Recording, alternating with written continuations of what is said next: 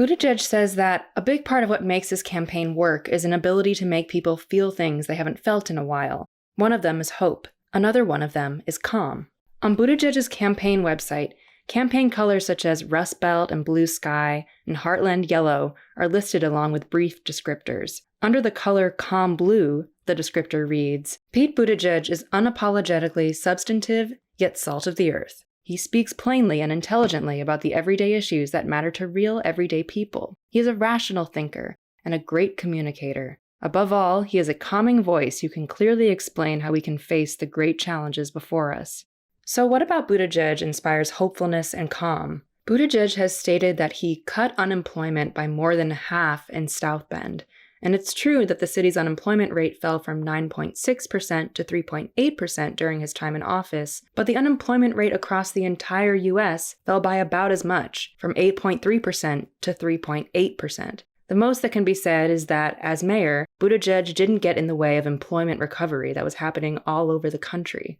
A MarketWatch article points out that when Mayor Buttigieg took office, South Bend's per capita income lagged the U.S. by a decade and a half. Today, the city's per capita GDP has hardly changed in 6 years and is yet to top the pre-financial crisis level. None of the top-line economic indicators for South Bend have changed markedly over Buttigieg's mayoral stint.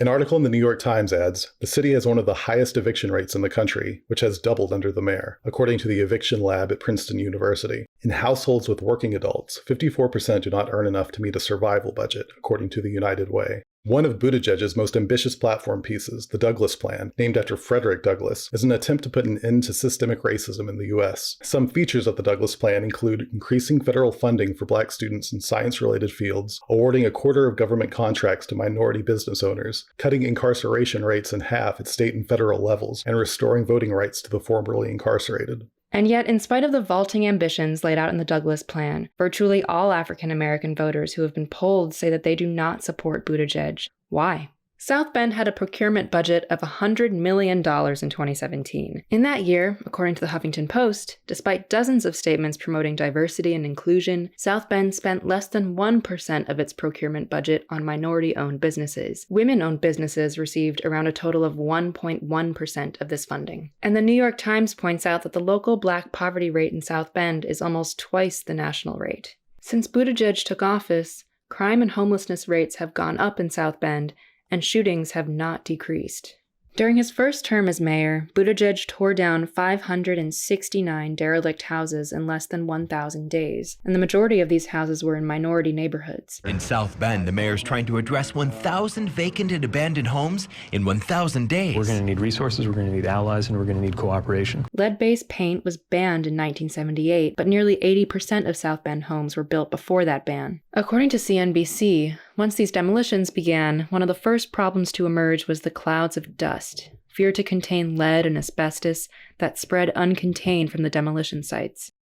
A team of researchers at the University of Notre Dame found that in some areas of the city's northwest, more than a quarter of children exhibited elevated levels of lead in their blood over the last decade. Today, concerned South Bend residents gathered to address recent news. Children in one neighborhood in South Bend are suffering from high levels of lead in their blood. This is a problem in the northwest side of South Bend. Today, South Bend Mayor Pete Buttigieg held an informational meeting about lead exposure. But what the meeting leaders got exposed to were real-life stories from people in South Bend suffering from lead in their homes. One of those people is Christopher Davis. He's been living in this home since 2011. It's a home with lead paint. His kids, ages 6 and 4, both have high levels of exposure. Even if I owned my house, it would still cost $29,000 to redo everything.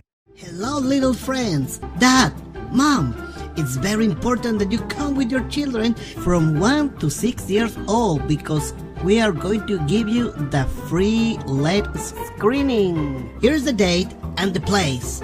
See you there.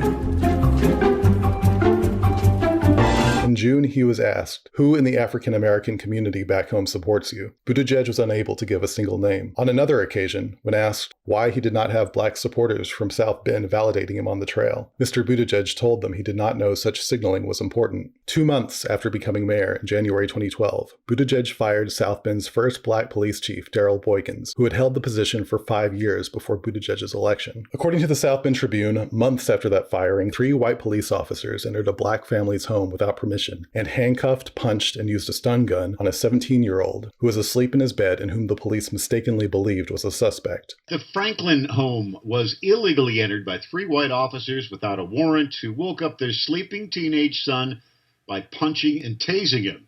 But when it came time to punish police, to put a price on their misdeeds, you see the figure jurors chose right there in black and white. Later that summer, the same 3 officers slashed the car tire of a mentally disabled man and pressured him to swallow dry cinnamon, causing him to vomit for several hours afterwards. These 3 men are all still currently employed as South Bend police officers. In 2018, just 1 year before Buttigieg launched his presidential run, another South Bend police officer drove 98 miles per hour in a 30-mile-per-hour zone without activating his siren, crashing into another car and killing its driver, a 22-year-old Latina woman named Erica Flores.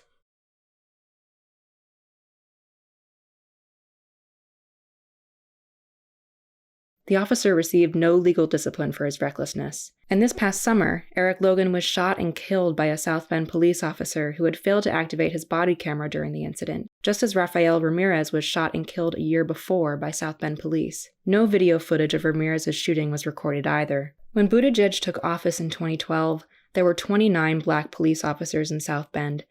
That number has dwindled each year, and now there's only 15 black South Bend police officers. The police force in South Bend is now 6% black in a city that is 26% black.